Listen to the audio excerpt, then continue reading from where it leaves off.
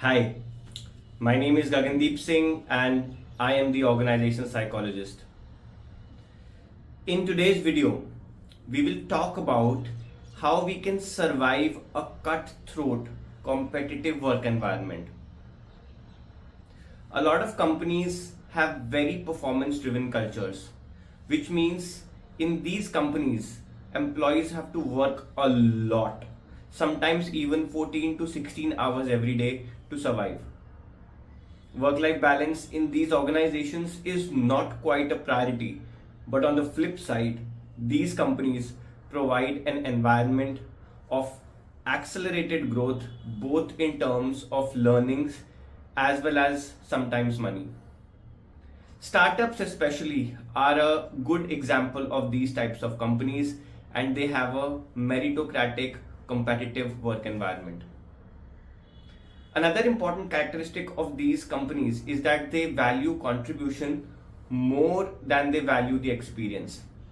And employees just cannot rely on their wisdom and years of experience to survive.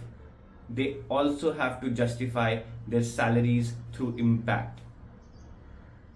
Now, in such a culture, an employee needs to continuously evolve themselves.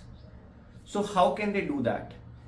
That's exactly what we will discuss in today's video. So, if you are an employee working in a competitive and cutthroat meritocratic environment, sales is a good example. You can use something called deliberate practice to improve yourself.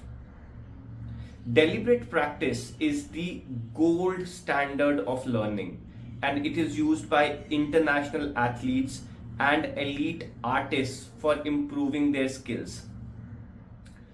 Deliberate practice is a concept that originated in the field of expertise research, and this concept was popularized by a psychologist called Anders Ericsson.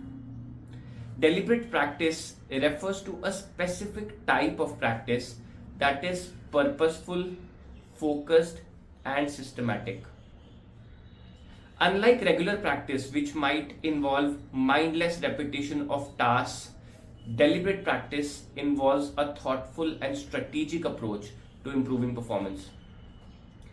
It is a goal driven special type of practice that focuses on continuous improvement and resembles the Japanese concept of Kaizen very closely, but it has some more intricacies added to the framework. So let's explore what deliberate practice is and how you can apply it in a competitive work environment. To implement deliberate practice, the first thing that you need to do is set a goal. This goal should be very specific and should clearly outline what you wish to accomplish. It should be so clear that you should know exactly when you succeed or exactly when you fail. For example, if you want to become a runner, you should note down exactly what time you would like to complete a 100-meter sprint in. That's a goal. The second part of deliberate practice is daily repetition. So if you want to learn something, you can't just practice once a week or twice a week or maybe even 3 or 4 times a week. The neural connections in the brain are formed more effectively when someone repeats a process every single day. So that's the second part of deliberate practice. It's daily routine and repetition. The third aspect of deliberate practice is single tasking, which means when you are practicing, when you are having your practice session, you need to have absolute focus on the task. You can't multitask, you can't chit chat, you can't listen to music. All your focus and attention should be put on the practice session only. Some people like to believe that they can multitask, and a lot of people that who exercise, like to exercise with music playing in their earphones. And that's okay, but that's not actually multitasking. Multitasking is actually a myth. Human brain can only focus on one thing at a time. So either you can enjoy the music or focus on the exercise. You cannot do both. The fourth aspect of deliberate practice is continuous stretching, which means each of your sessions should be slightly harder than the last one. You should incrementally enhance the difficulty of the task. So let's say if you are running 100 meters in 16 seconds, then in the next session, you should aim to run 100 meters in 15.9 seconds. The improvement need not be very huge, but as long as there is slight improvement, it works. Also, if you feel the practice is getting very hard for you due to incremental difficulty, you can reduce the difficulty a bit and then again increase it throughout your sessions. But you cannot afford to do the same thing repetitively at the same difficulty level. The last and final step of deliberate practice is instant feedback.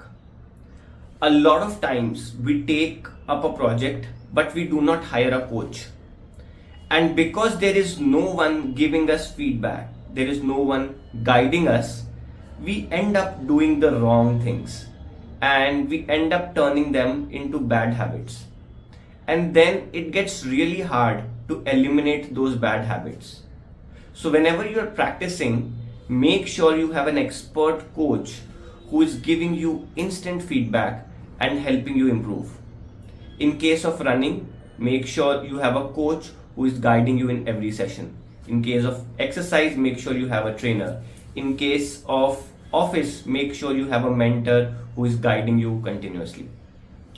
If you practice these 5 steps regularly, you will see a transformative change in your performance in a matter of weeks. In fact, if you have read organizational psychology textbooks, you may have heard about transformational leadership style, which is a type of leadership behavior which uses roughly the same model for enabling subordinates in reaching their peak potential through constant stretching. So if you are someone who is working in a competitive work environment, try using deliberate practice every day. It will help you not only survive in a cutthroat business environment, it will also help you get way ahead of others. After all, deliberate practice is the gold standard for accelerated learning, and international athletes use it for achieving mastery in sports. In fact, your competitors in office would never be able to match you if you embrace the art of deliberate practice. The sad part is, excellence is not for everyone, and this is a hard process. But if you continue to do it regularly, you will see transformative change in your skill sets. That's it from my side. My name is Gagandeep Singh. Thank you so much for your attention. I hope you enjoyed the video. I hope you liked the message, and I'll see you again very soon. Till then, keep practicing deliberately.